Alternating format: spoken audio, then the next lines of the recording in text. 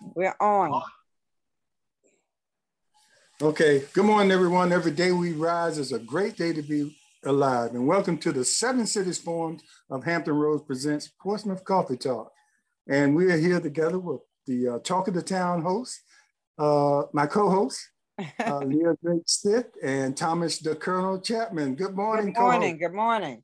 Good morning, good morning. Yes. Another Monday morning, and we've overcome some technical difficulties, and seems like Monday morning, that's what it brings, technical difficulties, but we always overcome.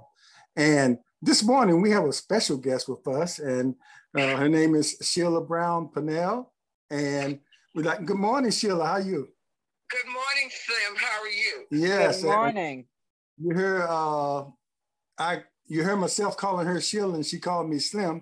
That's because we go way back. Oh, I saw that Virginia Union connection there. Yep. It goes back further than that. I.C. Norcom. She's a member. She was a member of the I.C. Norcom class of 1973 that never was, but became a class just last year, the last couple of years. So.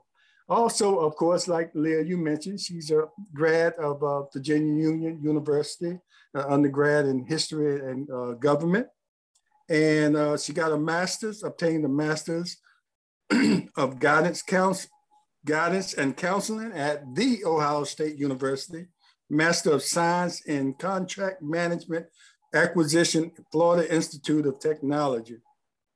And Shelia started her career as a supervisory procurement instructor for the Navy in Norfolk in 1987.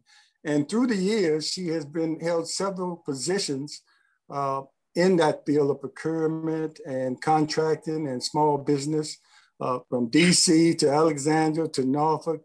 And now she's back home in Portsmouth. All right. And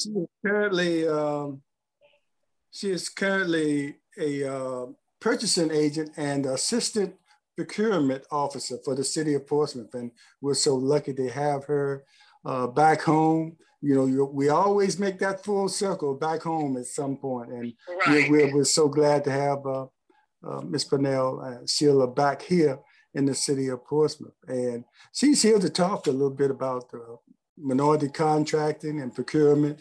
And in 2015, the city contracted a firm to do a disparity study for the city of Portsmouth. And that disparity study, of course, is for them to let us know how equal or how equal we are doing as far as, offering our businesses in the city of Portsmouth. And that study came back with a report, of course, saying the first thing you have to do is formulate a program. So we can sort of follow that. And I think, Shelia, the city kind of did something like that back in the days. So how is that going now? Or where are we now with that program? Since you've come in with your vision of where we need to go from here. So start us off with where we are now, and you can get into your vision a little bit. Good morning, everyone. First, let me thank you for inviting me as a guest on your Portsmouth Coffee Talk show. Secondly, our pleasure.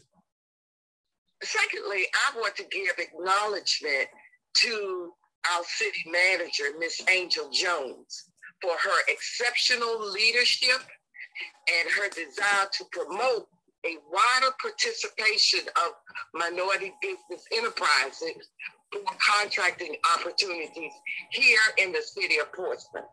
It is so motivating to serve when your vision is also a high priority of your leader. Okay. You want to talk about, for starters, I will say that my vision for implementing a minority women business enterprise program has been shaped as a result of my experience, as a result of meeting so many business owners and identifying their needs. And as a former business owner myself, and I want you to know that within the halls of City Hall, this is a very concerning topic, how to increase opportunities for our minority businesses. And as a result of various conversations with people within the city, and as I stated before, within City Hall, to include conversation with the Assistant Deputy and CFO on small businesses, and working with also Ms. St. Andrews, risk manager for the, all of these conversations have shaped what I will call a preliminary vision for a separate minority women business enterprise program.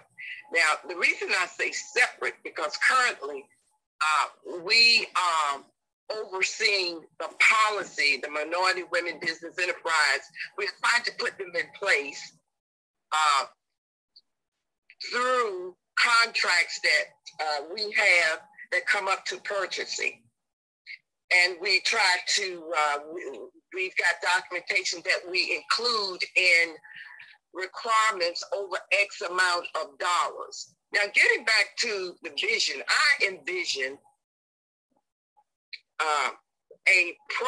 this program where we will have at least 4 lanes of focus. And the 4 lanes of focus will be in training, compliance, reporting, and marketing and outreach. Now, all of these lanes tie directly to the stakeholders. And by stakeholders, I simply mean what we do through training, what we do through compliance. In other words, making certain that the program is in accordance with all of the contracting procedures, Virginia Procurement Code, and just to cite one, and the City Council requirements. Once we do the training and we're compliant and we're reporting, analyzing data to ensure that we are making great efforts in maximizing opportunities for small businesses. All of this points to working with the Office of Economic Development, Workforce Development, Port Authority, the community, Portsmouth community, and PTAC. Many stakeholders play a part in the program that I vision. Now, let's take the first lane, training. Training is so important because I've spent approximately 4 years as an assistant purchasing officer. And I can truly tell you that we have wonderful businesses that exist within the city of Portsmouth. Now, keep in mind that there are different levels of businesses, different needs. In the training, I think it would be critical that, for example, we teach our young businesses how to put together a bid, how to respond to an RFP. Now, that may be ground level for some, and it may be something that the larger business, it is not an issue with them because they have the resources.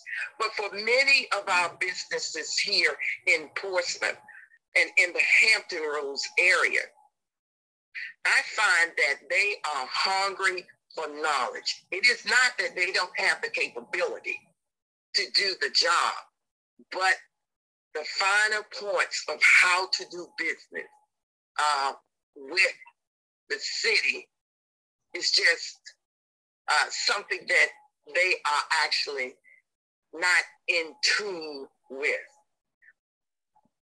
the vision is tied to making certain that the concept of making certain that Portsmouth is a place where small businesses, minority businesses want to be. I want them to be excited about doing business and being a part of Portsmouth. The number one objective, of course, is to increase opportunity. Well, how can this be done? This can be done, as I've stated, if we have a separate program and we travel down the lanes that I've mentioned. Because in this program, I would love for businesses to have a place to come to where we provide, of course, procurement workshops, that type of training, where they can come and see that we have a place where they can obtain technological and financial assistance, resources. Many of our small business and medium-sized businesses, there is a need for technical assistance, financial assistance. Yes, we know we can go to the various banks, but there are also other alternatives for obtaining financial assistance. We can let it be a place to support growth of small businesses. Let the program be a program to educate our minority firms. We want to also provide guidance in forming partnerships among other minority businesses as well as the large businesses within the community. So there are many areas, many objectives that I could mention, but I'm operating within a certain time frame. But the goal of a separate program, number one, would be to increase those opportunities and to increase the dollar value of the contracts that we award our minority businesses, in the different labor categories. Another thing that concerns me, this would be a place where we can really hold the hands or let the primes know that they too have accountability when it comes to supporting our small businesses. And the program also would serve as a place where we could network, a networking hub for our small businesses. Shelia, let me ask you a question, and don't mean to slow your roll, you can continue, but I just want to, not knowing the raw percentages of how many minority business are awarded throughout the year in the city of Portsmouth. Now, what you might be saying is one of the reasons for, if it is low, for being low, is the lack of knowledge of some of the, especially small businesses, may have or may shy away from even filling out an RFP, and which is a request, a bid to request, the work. So it might be it's the lack of knowledge, and what you're proposing, separating this particular office from the procurement office, would give it more of opportunity for that office to really work with directly with small businesses, making sure that they feel comfortable about filling out RFP or making a bid on city contract work. This would be a place, because of the type of training and the seminars and the webinars that this program would offer, they would find many of the answers, you know, to include the one-on-one counseling. Mm-hmm. Okay. So it would, for example, I had someone come to me and ask me, well, how long is the procurement process? Can I receive a sole source reward, not reward, but award? There are many questions. Another question, how can I obtain a forecasting plan of all the requirements for the city of Portsmouth? How can I obtain a list of prime contractors that the city does business with? The program would serve as providing a wealth of information just in that training lane. Okay, just in the training lane. And I think that would be very beneficial. As I stated, for example, we have a project on February the 10th. I've been looking for concrete contractors capable of replacing and removing concrete. And I've spoken to a number of small businesses. And so the goal would be for that small business to be able to come to the program office and find what requirements are currently out there. Now, we also know that we have Demand Star and EVA, and one of them, I can't recall which one at this time, there's a fee that they charge, but this would be a service that is provided where they can come in and see consistently what the requirements are for the city of Portsmouth. This would be a place where we hold something similar as what we're doing today, a table talk. Yes. It is important for our citizens to know that we hear you. The city manager hears your voice. We recognize the need. We recognize there are different levels of businesses.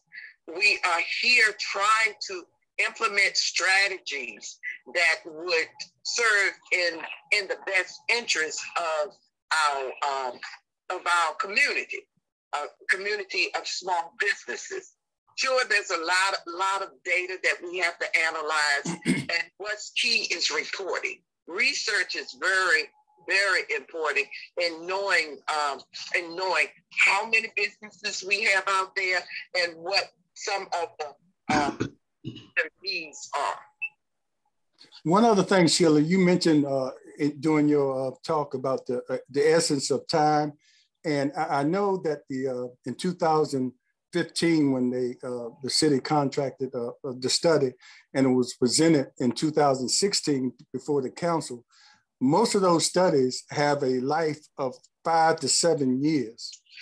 So where are we as far within that time frame? Do we have to implement what you're saying or to continue what you're saying before that time runs out and possibly we have to order another study? Well, I can tell you that from the time of the first study up to date, we have really increased the opportunities for small businesses. Dollar-wise, we've gone up so much from that point when the first study was done. I can assure you, and I don't have the time frames in front of me, but if there will be an additional study done, and we will get the results of it upon completion. Mm-hmm. I have not been privy to the actual movement on this subject, but in speaking with some people who are in line with this matter, I'm thinking that there will be another study done, or it's in process. Yes, Sheila, let me break in here for right quick, but I need to put that disclaimer in there for those, since we're getting ready to get off the air and transition over to Facebook. But for those who are out there, the views stated here on this program are those of the host and our guests, and not of the radio station. So I need to put that out there too. And then, so the other thing is that for those also listening out there, you are not going to hear this information anywhere else except for on this show. So if you'd like us to continue, and we need your help, send an honorarium or a donation to Portsmouth Coffee Talk, P.O. Box 7664, Portsmouth, Virginia 23707, so we can continue to help you get to where you want to be, so you can achieve your goals and objectives, and to be informed on how to get there. So I needed to put that out there. So you can continue, and I got a couple questions for you too, but I'll let you continue real quick. If not, then I'll go with my questions. Yeah, Colonel, go ahead with your questions.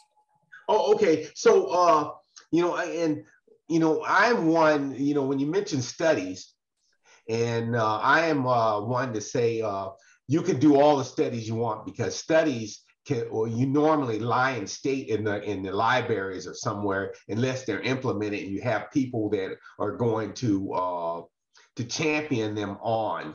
And I understand the business process here. In one of the things with most cities, especially in the city of Portsmouth, we have headwinds because for minorities to get these contracts, because we have the institutional racism, corruption at the on the city council, and for those who look at the programs that you're doing, they look at this as a negative, as an affirmative action program. And people don't understand affirmative action within the contracting concept, and that's on the federal level. It's just not a black, white, male, female thing. That white female is one of the people that most benefits from the programs that you're doing, but it's perceived as this is a set aside for people of color. And can you expound on that? Because that is one of the biggest things on the right, that they say any kind of set aside programs is bad for is for those people. The Minority Women Business Enterprise Program is a program to increase contracting opportunities for small businesses, and it is a program to stimulate the growth of small businesses. Yes. Minority women businesses. Yes. And then so with saying that, what I'm trying to say is on the right, it is perceived as a set aside, taking money from and giving it to the others. And so people just don't understand that piece with that. But can you define what is a small business, medium business, and large business, and make that the distinction, the criteria of the three businesses? Well, you have several types of businesses, but it's based around a business is determined basically by its size and basically by its size and revenue. Okay, if I'm hearing you. Yes. Correct. So, well, before you get in as you define that, Slim, we're going to transition. You want to do the transition? Oh, yes. Thank you, Colonel. I appreciate that. We're going to leave the radio at this time, WGPL 1350 AM. on your dial, and we appreciate the listeners that came in today. And we came on a little late, and we apologize for that, but please continue to tune in next week as we start the African American Month. So with our special guest. So as we transition to the Facebook Live, please continue. Yes, so when I say when you define the small business and it's so large, and so from an investor's standpoint, when I invest in stock mutual funds per se, and they invest in small, medium, and large companies, when we look at large companies, there are hundreds of billion-dollar companies versus a medium company would be, so in a small companies would be up to 500,000 to several $1 million companies. And then so, but in the city of Portsmouth, for your contract purposes, what is the definition of a small company as far as revenue? What is the criteria when I say I hit what gate is a small company? And when I go over to medium company? A company is determined, a small business is determined by size, revenue, and type of business. Okay. Right. So a small company could be a company that has 20 people in it. An American small company could have less than 5 people. There are different categories of small businesses. The revenue gate. All of those, and it's based on, as I stated before, your revenue, your number of employee, and number of employee. So revenue gate though. Under $100,000. When we're doing business with small businesses, everything under $100,000, we are trying to, we consider that small business revenue. Yes. $5,000, $15,000, $20,000. It is small. It's under $100,000. Mm-hmm. That's what I was looking for. Shelia, what type of outreach is the city going to use in order to get in touch with these small businesses to let them know what's going on in the city of Portsmouth, and how do they go about contacting? Is there a time frame first involved in when this will be up and implemented? No, we're in the conceptual stage at this point. Mind you, this is a vision that that has great priority with the city manager. So we're not delaying what we are thinking. Mm-hmm. We're trying to put the process in place. We're at ground level now. We have the policy. We've been discussing how to implement various strategies, and so the way that we will support small businesses will be through social media, conferences, and advertising. If I answered your question. Through conference, you say through conferences and through advertising? At City Hall. Okay. Yeah. So the program is a new program championed by the new city manager. Am I correct? Correct. It is a program. The concept, the policy is here. Yeah. The study established the need for the program. We're at the stage of implementation. You know, we've done a lot of talking. We're analyzing data. We're trying to put this in place and let it become a reality for the citizens of Portsmouth. Small businesses in the Hampton Roads area. Yes, and that's a great thing. And I applaud the new city manager, because one, it is an indictment on the previous city manager and the administrations prior to, and decades long. It is something that should have been done long time ago, that we have shut out minorities into the system as far as getting a helping hand And so I have to applaud you and the city manager of championing this but I also have to go out and tell you the truth is saying we have to indict, it's an indictment on, goes back to city council and previous city councils and the previous mayors. Why is this just now starting? Well, we can't look back. We are looking forward. Yes, yes. Yeah, that is a misnomer. Wait, I got to correct you there. You always look back, so you don't know your history, then you can't move forward. Now, you're moving forward, that's a good thing. I agree with you. I did not say we did not know our history. I said we are looking forward.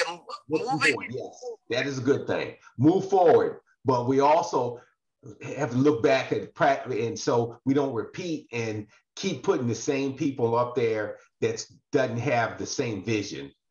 That's what I'm going with that. I just like to say that we probably, this is going to establish something formal that probably should have been done when the study was first presented to the council. It's not to say that those opportunities for minority businesses are not there. They're there. Minority businesses that know what to do are doing it. But the study and this program will expand the opportunity for other businesses to be involved. People that wouldn't even try will have the opportunity and the knowledge to do it. And that's the whole reason for it. Now, the opportunity for people to bid is open right now. But the study suggested that they needed a formal program to further enhance the opportunity for minority and women in the businesses. And as you talk about small or large businesses, a small business of $5,000 a payday is great for a small business. So some of those people that have those small businesses but can do the work, the opportunity. This is what I think the city manager and Shelia, they're trying to do now. And the city council that's in place now have been really trying to make sure this is implemented as well. And you are definitely correct. So with the city manager and our CFO, Ms. Mimi Terry, very capable CFO, I think that we will be able to implement a minority women business enterprise program. And I think it's important to know that those requests for proposals, when you get into that, this education will be so important because like we were talking the other night, Shelia, some requests for proposals might be like this and some of them might be like this. So it's important for people to have the knowledge to go through every word, every page, word by word, to make sure all the I's are dotted and T's are crossed in order to be considered. And that's where a lot of businesses fail, not being able to properly bid for these jobs. And if they don't know how to do it, they need to be aware of the resources out there to assist them in proposal preparation. As well as those same businesses being held accountable for when they win a bid, they have to be held accountable and you have to have your eyes on them as well. Because I've seen businesses get to Portsmouth and not follow through. Exactly. So and that's going to be accountability is on both sides. See, that's a major part. That would be a major part of the program, accountability to everyone who submits a bid, every offerer.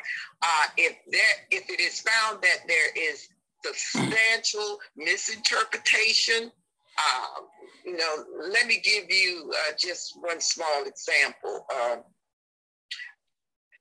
Your business, you fail to, let's say, not pay your contractors.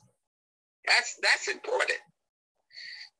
What are the penalties for that?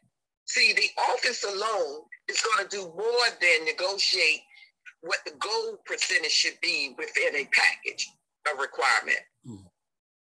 That office should serve oversight to ensure that there is accountability for your actions or inactions. Payments, a lot of primes are very slow at making payments to the sub. Well, that office, having that contract or the system, will know, keep account of how that prime or the prime contractor is paying his subs. There are so many lanes of accountability, but the issue is, how will we reinforce those lanes? And to me, and then of course we will enforce them in accordance with the Virginia Procurement Code and some of the accountability. If you're found guilty in a particular situation that might warrant debarment, debarment will be recommended that you can't do business for the city for 2 years. It's wonderful to have a nice program on paper, but it's also important that people respect the program, that contractors respect the program, and know that if you do not show your good faith effort, if you don't do A, B, C, or D, you will be held accountable. You will be held accountable. And Colonel, you might like this. I think in 2020, Governor Northern ordered a disparity study for the whole state. And several disparities were found throughout the state. Of course, it's the locality's responsibilities to put together the programs that work for their particular area. It's going to be interesting to see if the present governor deals with that. And I know this is something that Sheila's not, this is the politics part of it. And employee, I'm going to keep her away from the politics part. But interesting when I saw that. And it's going to be interesting, like I said, Colonel, and I know you up on this. Yeah, well, and that's a good point, because one, from what I see from the state and coming from Richmond, and I fear for these type of programs, because from Richmond, all you hear is this race baiting, anti-affirmative action, anti-anything minority rhetoric, to include, bordering on white supremacy policies that are coming down the pipe. And these programs will be at risk, because they have already said that they don't care about these disparity in these other programs. They do not care. But the people of Virginia put them in by not going to the polls, so we get what we get. So we just have to survive, and I have to update my countdown clock to when they're out of office. Leah, before you I know you have something, but Colonel, you saying that, and I'll go to Sheila on this one, with the new governor doing things, the programs that we probably, you're proposing or the city is putting in place or partly in place, funding for that is already in place. Am I correct, through the procurement office, or how is the funding? Will we have to depend on the governor for funding? That's what I'm asking. Yeah. Well, that would be a matter that the city manager and our outstanding CFO will address to city council, the funding part. Okay.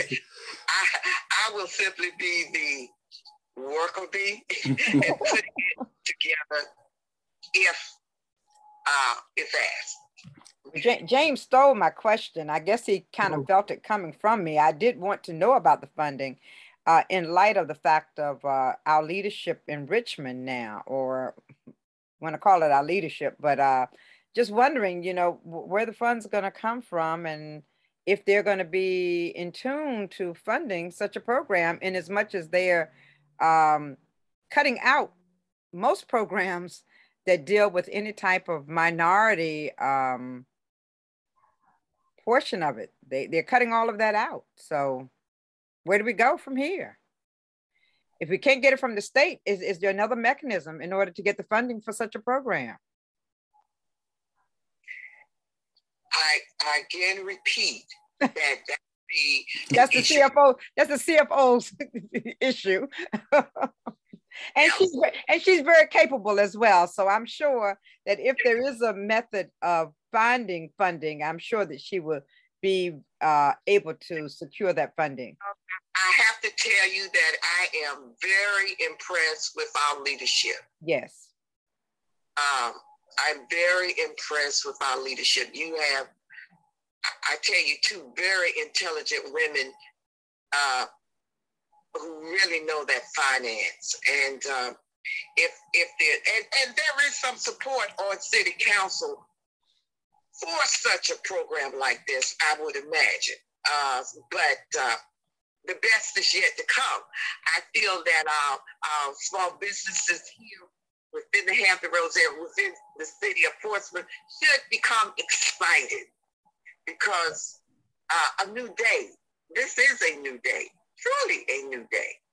And if we get the funding, we are off and running.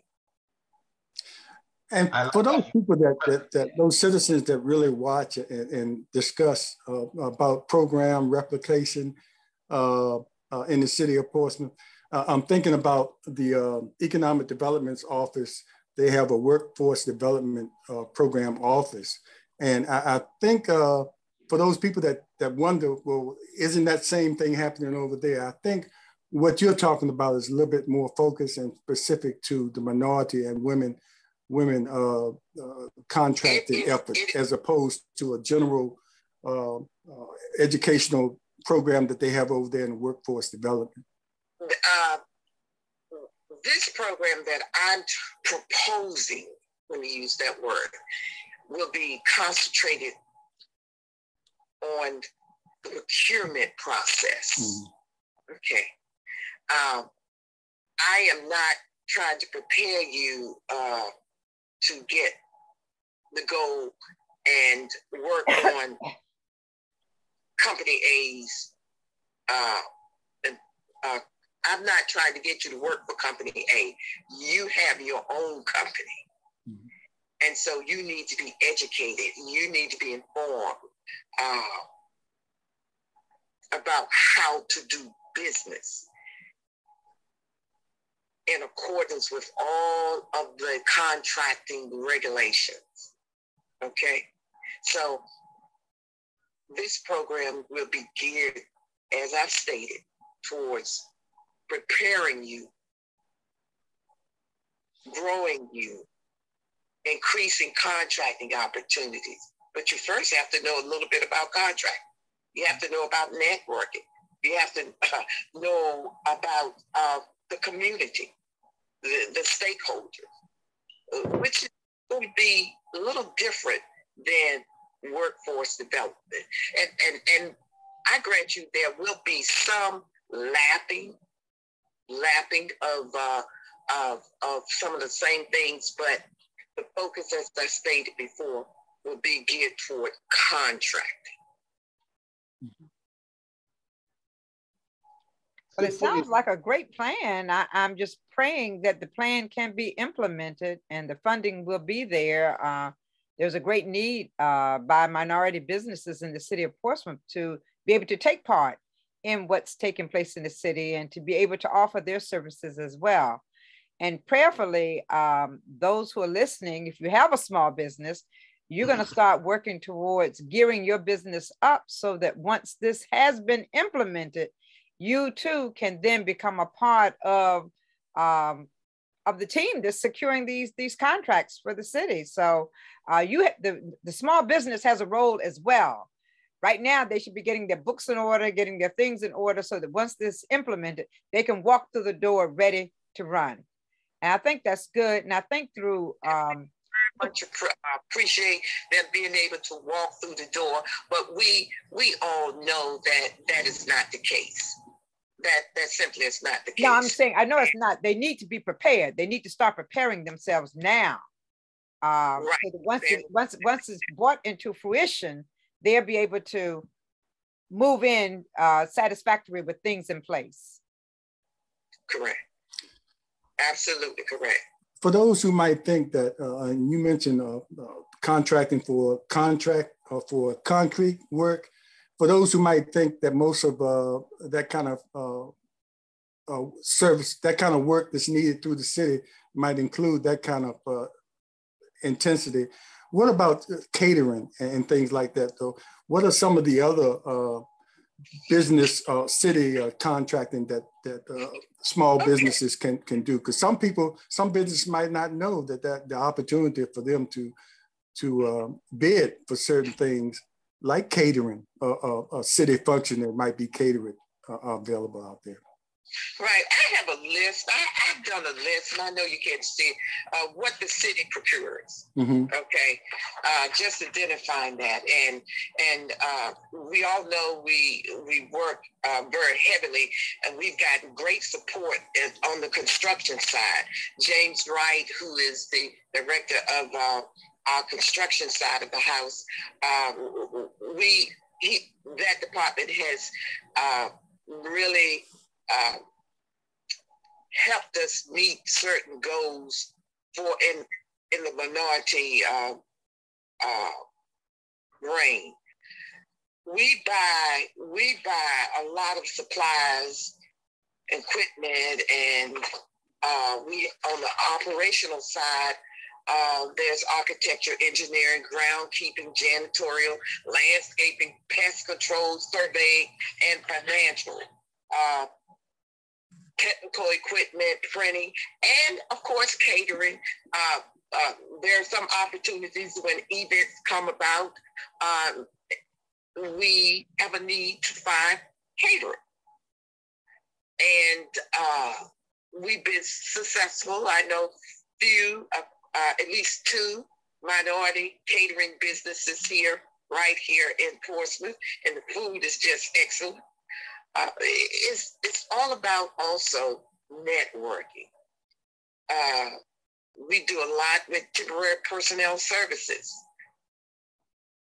We are doing a lot of things. We're buying a lot of supplies, a lot of equipment, and we need many services. We just need to make certain that our small businesses, our minority businesses, our women-owned businesses can come to the gate, have their feet at the table, so when it's time to run, they can run. Yeah, and for those who try to throw in that affirmative action piece, this thing is based solely on ability and your ability to do the job. And minority businesses have to know they'll be competing out there with everybody else. Yes. They just have to be prepared. So it's not about competition. About competition. It's not about because you're a minority business. It's about opportunity for you. And it's not about, okay, because you're a minority business, we're going to automatically give you because we have a quota. No, but that will not be the case. That's what your naysayers will be out there saying. Well, yeah, it's been a quota out there. Yes. We have to make sure we control that narrative as far as getting that message out and not let people come in with any kind of conspiracy theories about the program that we're trying to implement. And you know that's going to happen. So, but we have thick skin. Yeah. We have thick skin down at City Hall. We're going to do what we have to do. We're going to do and operate in the best interest of the city. And with doing that, we are going to try to grow the small business community. That's true. Okay. So when you talk about thick skin, we have to also call out those who say this is affirmative action and this is such and such on the right, and to include, and so I don't go to Facebook jail. You're going to jail. Yeah, just like when Biden announced that he's going to get a Black female as a Supreme Court justice, and you had a senator from Mississippi, which I'm not going to mention his name because I want to give him credence. And it also gives me a little thing there, a little buffer, saying that's an affirmative action. This person is going to benefit from affirmative action. But we have to call this out as outright racism. So, sir, down in Mississippi, he is a racist. So we have to also call it out, and you can't skirt around the bushes with that. So, but getting back to your program, yes, I am afraid for Proposal. Yes. Program. For a proposed program, yes, I am afraid because those same forces, like in Mississippi, are now in charge of the levers of power in the state of Virginia. So you're just gonna have to redouble that. But that list that you had, is that list up of services needed by the city? Is that on a website somewhere or an educational piece somewhere that businesses and people can look up and say, oh, as a guide, this is an example of what I can do? Because if you keep the knowledge to yourself, my only feeling, it doesn't do anything for the masses. It doesn't do anything, that list doesn't do anything for me out here in the street. Well, I hear you, and I will work on getting it published. Okay, yes. That was a long rendition to get you to get there. You took us to Paris to bring us back to Virginia. Yes. I didn't hear you. And I told the Colonel that he took us to Paris to bring us back to Portsmouth, Virginia. Well, actually, I took you to the state of Mississippi. I didn't want to go to Mississippi. That's why I went to Paris. Yeah, well, I took you to the Mississippi and use him as an example because he still believes in slavery and from down there, down south. But now we're back here in the city of Portsmouth. Yeah. And so, yes, thank you for putting that information out, Shelia, and so that the masses can help educate the masses in a broad spectrum, because without the knowledge, then you can't go anywhere. Correct. Yes.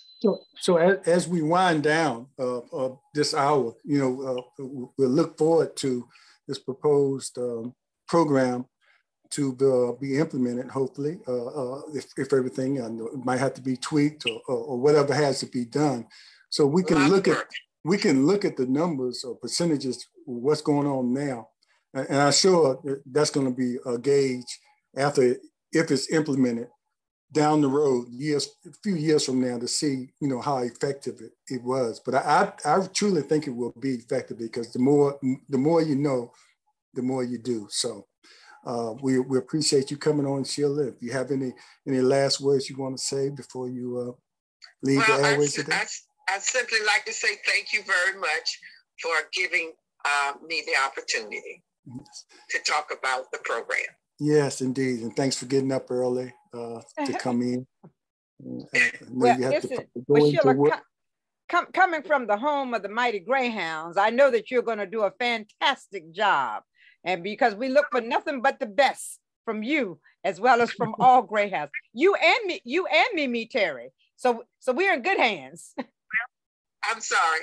I said, you and Mimi Terry. I said, so we are in good hands with the both of you. So, and of course with Angel. Angel didn't get a chance to go to Norcom, but at least the three ladies together, we can, what it said, Sojourner Truth says, if the men can turn this world upside down, then these women together should be able to turn it right side up again. So I look forward to the three of you bringing forth this program for the city of Portsmouth, because it is needed in the city of Portsmouth. And don't forget, we got a little bit of the Panther Nation going there. So yeah. Got the Panther Nation there. Probably guaranteed success. Yeah. And probably it's a cooperation, a collaboration of all the departments in the city of Portsmouth, especially the economic development department, who's doing their part there. And she mentioned James Wright and all the other people that are involved. So it's a group effort, under the leadership of Angel Jones. So we really look forward to some good things as far as minority participation in a lot of the work that's being done, especially in the city of Portsmouth, that is available, that should be available to all. And Colonel, before you, Sandra Perkins Bishop is asking, maybe for these jobs, they could build an ongoing register for those positions posted with human resources job listings. You hear that, Sheila? No, I did not. I'm sorry. Sandra Perkins has asked that maybe for those jobs, they could build an ongoing register for those positions posted with human resources job listings. I guess you want the listings attached with human resources job listings. Those positions which would be available for minority contractors. Are those? We post bids and RFPs.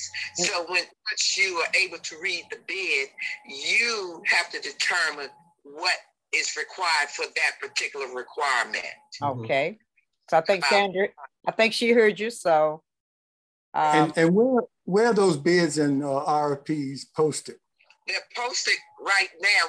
You can, if for example, this concrete bid at station number 10. We have a pre-proposal meeting on the 10th at station number 10, and I think it's on Victory Boulevard, the fire station number 10. Mm-hmm. If you need a copy of the bid, you can email me at Pannell S. You can email me at pannells@portsmouthva.gov. It's posted in EVA and it's posted in Demand Star. And one other question: once those bids are posted, how much time does a business have to submit their bids or their RFP? The time frame is identified within each bid or proposal. So it varies. It could vary. Okay, depending on the job.